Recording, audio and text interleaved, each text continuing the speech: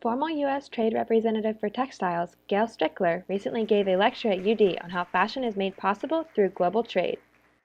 As lead negotiator in trade agreements, as well as participating in basically the whole textile and apparel discussion that went on at the White House during the Obama years, it has a huge role as a huge provider of labor and being used as a tool for development. I mean, basically, when you look at it from a trade perspective, the opportunities for trade as development are paramount in the textile sector. When it came to things like AGOA or the Haiti Hope and Help, or some of the other preference programs where we offer opportunities to least developed countries, the textile and apparel sector provides a huge opportunity. You have two completely disparate factions. You have the domestic textile industry, and then you have the apparel industry, which, since 97% of our apparel is imported, is mostly made up of an importer community and brands and retailers.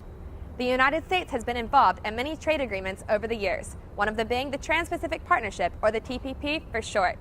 Given the recent presidential election, many are wondering how this is going to affect global trade in the future, including sectors like textile and apparel. In TPP, we managed to find a way to get both sides to support the agreement. We had, real good sustainable development goals within TPP. We had labor requirements. We were moving towards more sustainable goals in terms of sourcing and everything else, and creating regional agreements and regional supply chains. The TPP and AGOA aren't the only trade agreements that the United States is involved in.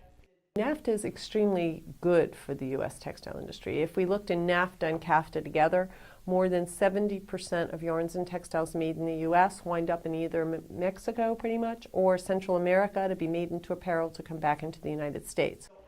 So what does UD's fashion program look like to an industry professional?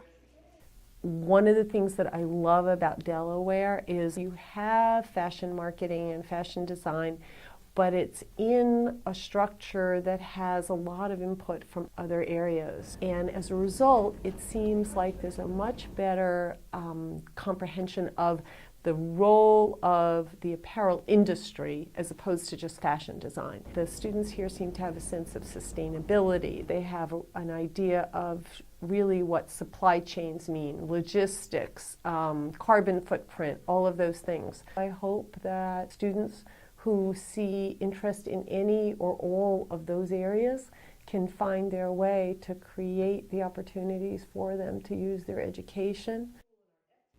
Reporting to you for 49 News, I'm Mallory Metzner.